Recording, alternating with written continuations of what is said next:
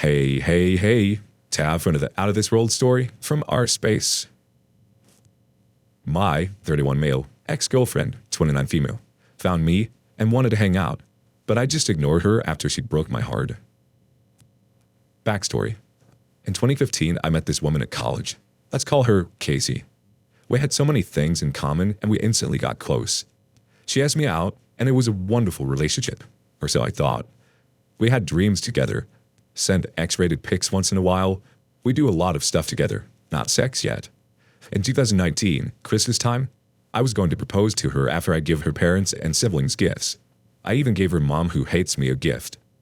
Casey works at the hospital, so she'll get out of work later, or so I thought. 5 p.m., she didn't come to her parents' place, but I came and decided to get everyone gifts. When I give her younger sister, 20 female, let's call her Sherry, a laptop, she cries and hugs me because she always wanted one for school. Casey's father, a new barbecue grill. Moments later, Sherry told me I couldn't contain it anymore and cried harder. I asked what's the matter. She immediately grabbed me to her room and her father came along as well. She kept saying I'm sorry so many times. I was confused on why. She then showed me a pregnancy test and told me that it belongs to Casey. I completely lost it. I wanted to know why and how long was the affair. Sherry informed me that the affair happened in the beginning of 2019, while I was working a lot at my factory job. She goes to see him. Makes matters worse is that Casey's mom was the one who showed the affair partner to Casey. Apparently, in the month of November, Casey found out she's pregnant and she begged Sherry not to tell anyone after Sherry found the test. When she told me everything, my world came crashing down and I decided to leave. But before I left, I thanked Sherry and her father. Let's call him Max. Max apologized and said that if I leave, he would completely understand. We shook hands and I said thank you. I just looked at Casey's mom, and I then left my ex's house and just drove away and didn't look back. Max and Sherry got furious with Casey's mom. Let's call her Jane. Around 7 p.m. Christmas time, I informed my family on what happened and they all comforted me. 11 p.m. my phone began blowing up with phone calls and text messages of my ex saying she can explain. I didn't answer back. I changed my number, deleted my social media, and changed my email. As much as I want closure, I didn't want to see her face. Fast forward to mid-2020. One of my friends informed me that the affair partner who got Casey pregnant ran away after he found out he's the father. Karma. And they're looking for him. I simply said, who cares? Fast forward to last month, I see a number I've never seen before. I answered, and it was my ex. My ex begged me to talk to her and possibly give her a chance at my favorite restaurant. I responded, why should I after you did what you did? She rambled on and I just ignored her because I don't want to go through the same pain that she had put me through. Casey began gaslighting me and her friends and her mom, calling me a coward for not seeing her again. I told Jane, you have the audacity to say that after what you've done? She rambled on. I just hung up and blocked Jane and my ex's number. I informed her friends what happened and they left me alone. Our first reaction comes from Insane Ike 22. Why would you ever want to deal with a mother-in-law that lies and an ex-girlfriend that will never be trustworthy? Let your ex suffer the consequences of her actions. Ghost her and anyone with her. DOP responds, yeah, I just left and didn't look back and moved forward. She went from lovely couple to single mom. Also my sisters, I got 4, wanted to beat her up. I told them she's not worth it. Our next thoughts from Davloco6913. I always laugh at the I could explain line. This is the precursor to gaslighting and getting told how it is your fault they have no morals. Lon Detman says, think about this. If the mother-in-law helped Casey cheat so easily, what do you think she is doing behind Max's back? God only knows how many times Jane has cheated on Max. And lastly from Scary Inspector 8315. Damn, like a boss. Indifference destroys cheaters. Keep moving forward, king. On to the next adventure. Cheating girlfriend. Hey y'all, recently found out my girlfriend cheated on me. Wanted to share my story and get your thoughts on it. I'm 36. She's 37. Long story, but here we go. I've known her since we were in college, almost 20 plus years. And we were super tight back in the day. I always had a crush on her but never made a move for a number of reasons. But the feelings were always there and I could tell she had them too. Fast forward to the summer of 2021. We're all grown up. We've stayed friends and we chat every once in a while. And she comes to town for a conference and wants to meet up for dinner. We hang out every night she's here, and on the last night she's in town, she confesses a deep love for me. That I'm her soulmate, and she really wants to be with me and build something serious and doesn't want me messing around if we're together. Mind you, we live in 2 different cities in the same state, a couple 100 miles apart, but a quick 1-hour flight. I'm overjoyed because I've felt this way forever, but it's never worked out. We agreed to talk about it and try to get together soon. A few months go by because of hectic work schedules, and we finally make plans to see each other. We go to the happiest place on earth, and it's amazing. At first, there's some nerves, but we had a blast together. We were finally intimate, and the fireworks were real. As we left, we didn't make anything official and just played it cool like, hey, I can't wait to see you again. Let's get together real soon. Soon as I got home, she wants to come down and spend New Year's Eve with me. I'm stoked and can't think of anyone else I'd want to spend it with. For the entire month, we talk and text on the phone.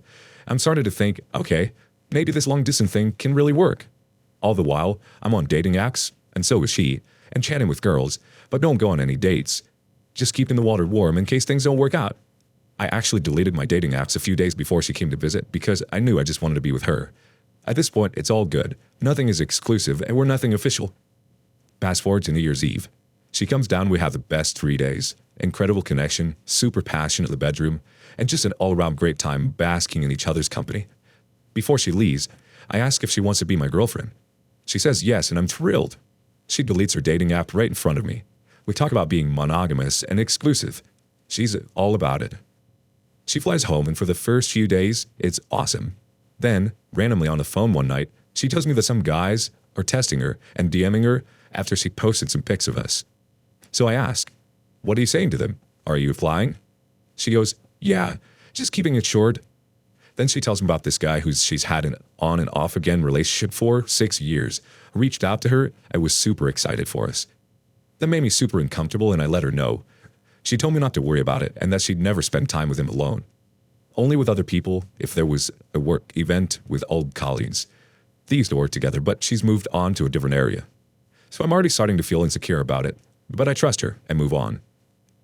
A week later, she's going to meet up with some old colleagues for a drink and then get home early because she's flying to Costa Rica for a week to spend time with her dad. I say, cool, have a great time. I'm off to sleep, but text her, call me when you're headed home.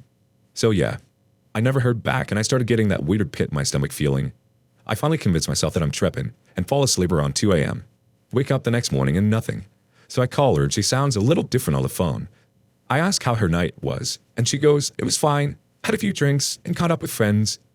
I could tell she was rushing to get to the airport, so we wrapped up the call and I'm feeling better about it. Over the next few weeks, I have this gut feeling that something happened that night, but she denies it all and says she only loves me, blah blah blah. Fast forward a few weeks and a trip where I met her parents. I get home the next day and for some reason directly asked her if anything happened the night before she left for her trip. Was the dude she was seeing on and off there? Finally, she told me the truth. She cheated on me, and she said it was for closure and to close a chapter in her life. Felt like she meant it. I asked a bunch of questions and felt like I got what I needed to move forward in a relationship with her. I gave her a second chance, but she also refused to cut off communication with this other person because his dad was sick and that he was there for her in her dark times, or whatever BS, but that she would never see him again. I tried to accept and move forward so quickly, but I was so pissed. 2 weeks later, we got together for Valentine's Day, and that was supposed to be the reset for a relationship. We talked about the elephant in the room, agreed to move on, and be honest with each other.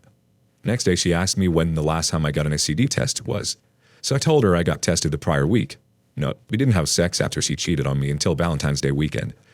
She was curious and asked why. I shared that it was for peace of mind. For the next 2 days, she keeps pressing me for the truth. So I finally told her after she assured me that it was okay. So I told her that a few days after she told me she cheated on me, I woke up with a bump on my tongue, and that I freaked out and wanted to get tested to make sure I was good, which I was, phew. And that if she never cheated on me, this wouldn't have happened. She flipped and said I thought she was dirty. If I did, I wouldn't have slept with her again, and she broke up with me. She said she couldn't trust me. Ha! Then she says we should take time to evaluate what we want and maybe reconnect in the future, and that she only wants to be with me. What the F? Should I just block her? Tell her it's over? I'm struggling with some wild emotions. Ask for advice, you'll get it. First up from Relaxative 666. Finally, she told me the truth. She cheated on me and said it was for closure and to close a chapter in her life. Give her closure and close this chapter on her life where you were her boyfriend. Next bit of advice from Wild Grapefruit 9177. Block her manipulating behind and have your best life. Next one from No Minimum 1886. Well, it looks like you can't trust her, and you're early in the relationship. The closer story is what you guessed. BS. If I were you, I'd cut my loss and move on. Apparently, Her feelings for you ain't strong enough to keep her from cheating on you. Consistent Cat 1603 says, dude, break up with her. Don't fall with that closure crap. F her. She doesn't love you. I've seen this crap before. They keep contact with her ex or some colleague or friend, and they go to a trip, and boom. Man, you deserve better. She's just using you. Leave before crap gets serious. Eventually, she's going to do it again and gaslight you and love bomb you. Have some confidence and leave this stupid freaking whore. OP replies, thanks man, definitely worried about the repeat of the same BS. No more wasted energy on a lost cause. Cranach closes this story out. So she cheated with him because it was more important to her to close this chapter than to remain faithful to you. You should wonder how many more chapters she's got to close until she can be faithful. Be happy you didn't get an STD and don't test your luck further, which means to get rid of her. You wanted to be with her, tried it out, and now you know that despite what she said, she never felt the same. She lied to you the whole time. You deserve better. Moving on. Wife's affair with cousin's husband. What? Wife had an affair for 2 years with brother-in-law, her cousin's husband. Cousin and brother-in-law don't have any kids after 15 years of marriage. The affair started when brother-in-law started helping out with my kids, 9, 7, 5, while I was out of town. To set the context, I have to say that brother-in-law is very good with kids, and kids love to be around him. Wife claimed that it was only an emotional affair and it started because I was sometimes gone for 2 to 3 weeks at a time, international trips, and she really needed to lean on someone. She admitted that they might have kissed a few times, but nothing more than that. Given that everything else was good in our life, and that my wife has been an excellent mother, I agreed to give it another chance in the condition that we take brother-in-law out of our lives. It has now been more than 2 years since I discovered this, and we completely cut off the brother-in-law from our lives. She still sees her cousin, but her cousin does not officially know about the affair. Cousin has a terminal illness, and we thought it best not to burden her. We tried to work out our marriage over the last 2 years, but our marriage has turned into a dead bedroom. Finally, after 2 years of frustration, I talked to her about getting a divorce. I told her that I have forgot about what happened, but since she seemed to have no desire for me, I have no reason to stay. My wife has countered that by taking the brother-in-law out of our lives, we have cut herself from the larger family. We avoid family gatherings where he is present, and caused hurt to our kids. We have gotten very attached to brother-in-law. She says that she feels guilty for excluding our kids from the larger family and taking their friend, brother-in-law, away. Lastly, she claims that since I cannot forgive the brother-in-law, it means that I have not really forgiven her either, and she cannot sleep with me because I have not forgiven her. I told her that I have already come a long way by giving us another chance, but bringing the brother-in-law back in our lives is completely non-negotiable. Seeing his face and hearing his name triggers toxic memories, and I am unable to handle them. Am I wrong here? Should I show even more forgiveness and compassion to allow him again in our lives? Update. First of all, thanks to all of you for your comments. I wasn't expecting much of a response, but I am overwhelmed by the support here. Now that I'm reading the comments and others' perspectives, I'm seeing this a lot clearer. But want to share a few more details. I come from a fairly religious, conservative background. Grew up with little money, but made it quite big at a fairly young age, the 30s. We have $1 million house paid in cash, healthy investments, and nice cars. We go on international family vacations at least once a year, if not more. Most of our marriage, I had been focused on providing for the family for things that I didn't have in my childhood. This meant working super long hours and pretty much working for 2 to 3 weeks at a stretch when a new product launch was around the corner.